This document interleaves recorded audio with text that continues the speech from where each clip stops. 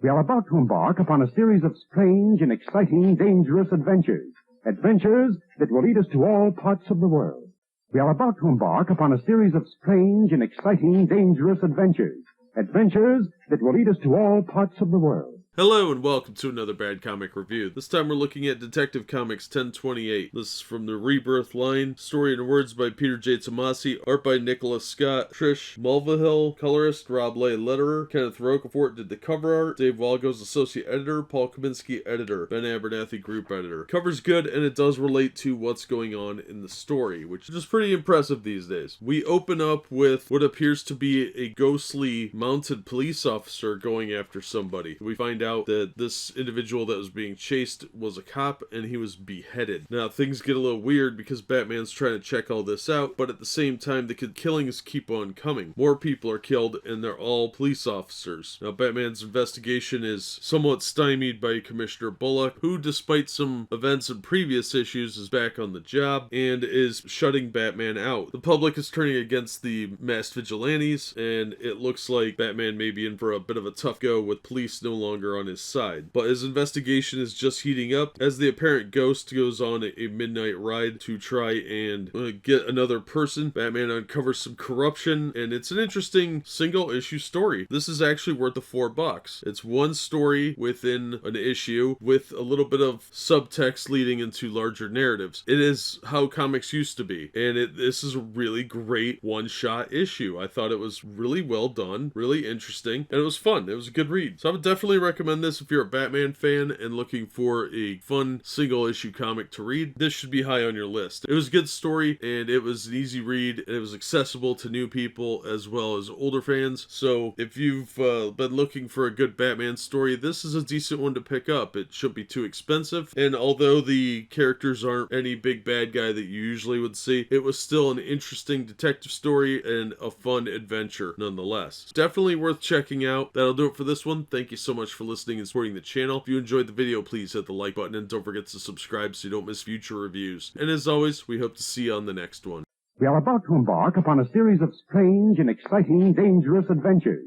Adventures that will lead us to all parts of the world. Hello and welcome to another Bad Comic Review. This time we're looking at Detective Comics number 1029. This is written by Peter J. Tomasi. Kenneth Rocafort did the art. Daniel Brown colors. Rob Lay letterer. Cover by Kenneth Rocafort. Dave Walgo's associate editor. Paul Kaminsky editor. Ben Abernathy group editor. Cover's not bad. It would get me to buy the book because it looks interesting. But we have a new villain in Gotham, and he is known as the Mirror because he's reflecting the population and not just as an individual, because as an individual he can be torn apart and his flaws exposed, and that isn't really getting out the message then. That's his story anyway. And his goal is to bring down the so-called masked protectors of Gotham City, so the Bat family and anyone associated with them. Bruce, meanwhile, is boxing up the mansion because he lost all his money in the Joker War for some reason, and he's trying to fight some street criminals, but somebody takes out his bike because the Mirror is gaining in popularity, and Batman doesn't seem quite aware of it. And when there's an attack on a mayoral candidate, Batman can't really intervene because he's in civilian clothes, but he calls on Nightwing, and the mayoral candidate is none too pleased about it and very ungrateful for the assistance. Also, Batman's black casebook has been stolen, and the theft was done by somebody he knows and cares about. This is an okay installment in a storyline, but as a standalone issue, it wasn't particularly exciting. You could read it as a standalone, but there's not a lot to it as far as action and adventure. It's mostly world building and story development, so it would be a little bit boring to read by itself. The art's okay, not my favorite style, but it's not bad. I don't hate it, I don't love it. The cover's good though, and I thought the story was pretty decent, so we'll see where it goes. I'll recommend it if you can find it for $1 or $2. Beyond that, I don't really think it's worth it. If you find a trade paperback really cheap, maybe, but we'll see how the rest of the storyline goes first. So that's gonna do it for this one. Thank you so much for listening and supporting the channel. If you enjoyed the video, please hit the like button and don't forget to subscribe so you don't miss future reviews. If you'd like to help the channel out in other ways, links are in the description to various support methods, and as always, we hope to see you on the next one.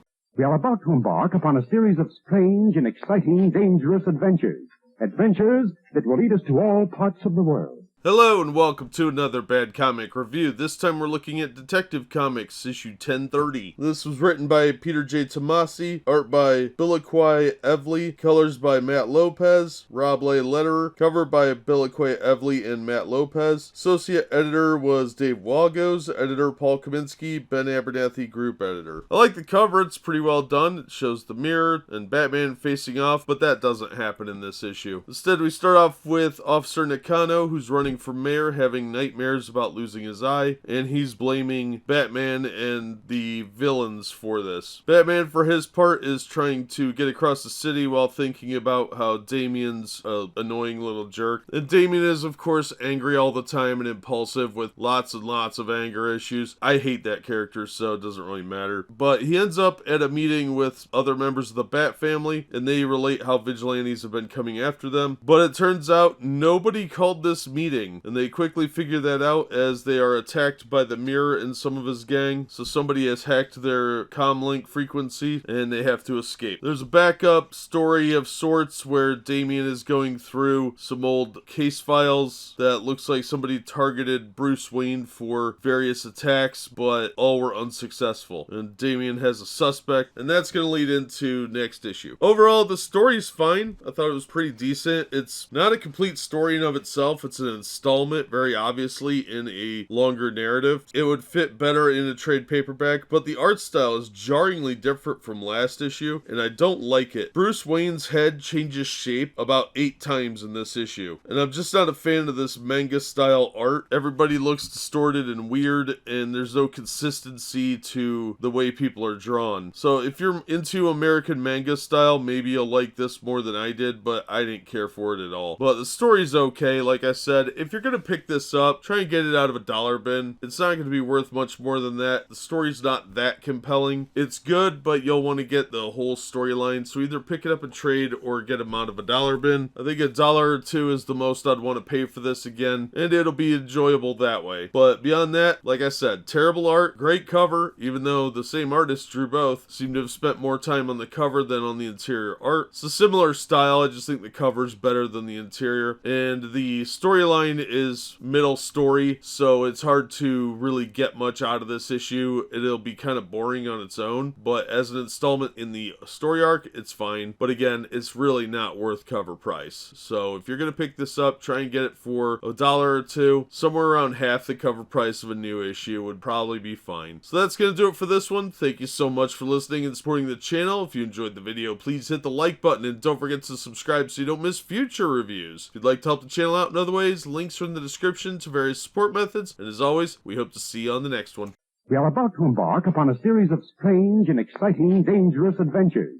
Adventures that will lead us to all parts of the world. Hello and welcome to another Bad Comic Review. This time we are looking at Detective Comics 1031. This issue was written by Peter J. Tomasi, art by Biliquai Evely, Matt Lopez, colorist, Rob Lay letterer, cover by Jorge Jimenez and Alejandro Sanchez, associate editor Dave Wagos, Paul Kaminsky, editor Ben Abernathy, group editor. I like the cover, it's really well done. The story picks up right after the previous issue. The Mirror meets with Nakano and offers him a firearm and a flash drive, and the flash drive has dirt on his opponents apparently, and the Mirror is causing a lot of chaos, riling up the citizens of Gotham against the Bat family, and they go out to march on the streets. Well, there's a counter protest and things start breaking down really quickly. Meanwhile, Damian is confronting a detective that has ties to a major villain. That story probably should have been its own issue where it's much more in-depth and explained how he discovered all this information, but instead it's just a throwaway 2-pager. But during the chaos of the fighting, the Bat family ends up in a bit of trouble, and Batman faces the Mirror, who jumps into the river and escapes, or blows himself up. It's kind of hard to tell. And a supervillain has infiltrated the mob and taken advantage of the situation for his own personal gain. Overall, the story is pretty good. Once again, though, it's going to need to be put in context, so as a standalone issue, it's not that great, but as part of the storyline, it's not bad. I absolutely do not like this art. I think it's weird that people have pointy noses poses, and a lot of times the character's facial structure seems to change. So if you're into more American looking manga, then maybe you'll like it, but I didn't like the art. So I'm going to recommend it only if you can find it cheap at half the price of a new issue and not beyond that. Also, I'd say that I would only recommend it if you're going to read the entire storyline and not just this issue, because as a standalone it's awful. There's cool stuff, but doesn't justify picking it up as a single issue. So that's going to do it for this one. Thank you so much for listening and supporting the channel. If you enjoyed the video, please hit the like button and don't forget to subscribe so you don't miss future reviews. If you'd like to help the channel out in other ways, links are in the description to various support methods. And as always, we hope to see you on the next one.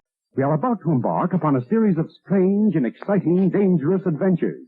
Adventures that will lead us to all parts of the world. Hello and welcome to another Bad Comic Review. This time we're looking at Detective Comics 1032. This issue was written by Peter J. Tomasi, Brad Walker did the pencils, inks by Andrew Hennessy, Dave McKeag was the colorist, Rob Lay letterer, Brad Walker, Andrew Hennessy, and Brad Anderson did the cover, Dave Walgo's associate editor, Paul Kaminsky editor, Ben Abernathy group editor. Cover's okay, I don't really care for it too much, it's a little too busy with all the wrappings, but it does relate to what's going on in the book, even if that scene does not happen. As you can tell from the cover, Hush has the Bat family, with the exception of Bruce and Damian, and Batman's been spending his time tracking Damian down. He finds where he's been hiding and manages to encounter Damian. They of course have a fight because Damian is impulsive, aggressive, and not very smart, but once they realize that there's something else going on, they are going to have to team up to find the Bat family. Meanwhile, Nakano is about to get an eye fitting for a artificial eye, but it was made by Bruce Wayne, so that's a big no, because he's a child apparently. Very baby-brained perspective. Overall, the story's okay. It's very, very middle story though. There's stuff happening, but it's not highly action-packed. The fight scene with Batman and Damian is pretty good, but it just really doesn't do much for you for advancing the storyline. The art is better than last issue, but not a lot. I still am not a giant fan of this art style. It's a little too busy at times, and Batman's chin changes shape about 6 times, I think. But the artist has a lot of talent. It's just not a style I particularly love. So once again, I'll recommend this if you can find it at a couple bucks. Bargain bin material. It's a decent story, but it's not something I'm going to seek out because there's so many parts to it that I'm going to have to get 5 or 6 issues just to get one storyline. And that's frustrating to track down. It's also overpriced more often than not, so if you don't see it for half the price of a new issue, probably not worth hunting for. Or pick it up really cheap in trade paperback, but that's the only way I'd recommend this. That's going to do it for this one. Thank you so much for listening and supporting the channel. If you enjoyed the video, please hit the like button. And don't forget to subscribe so you don't miss future reviews. If you'd like to help the channel out in other ways, links are in the description to various support methods. And as always, we hope to see you on the next one.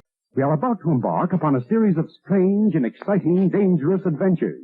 Adventures that will lead us to all parts of the world. Hello and welcome to another Bad Comic Review. This time we're looking at Detective Comics 1033. This issue was written by Peter J. Tomasi, Brad Walker pencils, Andrew Hennessy inker, Dave McKeag colorist, Rob Lay letters, Brad Walker, Andrew Hennessy, Brad Anderson did the cover, Dave Walgo's associate editor, Paul Kaminsky editor, Ben Abernathy group editor. So Batman and Damian have teamed up once again, and they bust in on Hush, who is about to cut out a kidney, and a massive fight ensues. Robin is supposed to be helping the others, but he decides he wants to get involved more and more often. He doesn't take direction very well, which would probably get him killed. We get some flashback sequences as backgrounds, which I didn't really like. It was too much like a bad movie where they have this film playing in the background while they pretend to drive, that sort of thing. Didn't really work for me. I see what they were going for, it just didn't really work. So Batman and Damian have to have a little chat. He doesn't want to be Robin anymore, and Batman's like, but you're my kid! And they have a little heart-to-heart, and Damian admits he's impulsive and kind of stupid. Not in so many words, but that's what I got out of it. And then we find out that Nakano is going to be mayor, and this leads into the future state stuff apparently. And then we see Batman packing up and leaving the mansion, and he takes the cow with him, so it's a good thing to have the Bat cow along on your adventures. I don't know why, but you never know when you're going to need an ace detective cow. Overall, it was an okay issue, decent end cap to the storyline, but it still didn't explain what happened to the mirror guy. I guess maybe he's dead, but I doubt it, so I don't know. That was a little disappointing. But the next issue starts off with a new creative team, so we'll see how that goes. But overall, this was another one of similar issues where it was a decent story, but it's not spectacular, it's not blowing you away, it's not something I say rush out and get. It was just okay. And because the art is a little weak, like the cover I didn't like at all, but the art interior was okay. It's not great, it's not horrible, it's just kind of middle of the road. I'm not in love with it, but I don't hate it. I would say pick it up for half price as a storyline, not as a single issue. As a single issue, you could probably enjoy elements of this, but it's gonna be a bit weak. You're gonna miss out on a lot of context that's important, and it's leading into the future state stuff, which I really absolutely hated. So if you can find it for half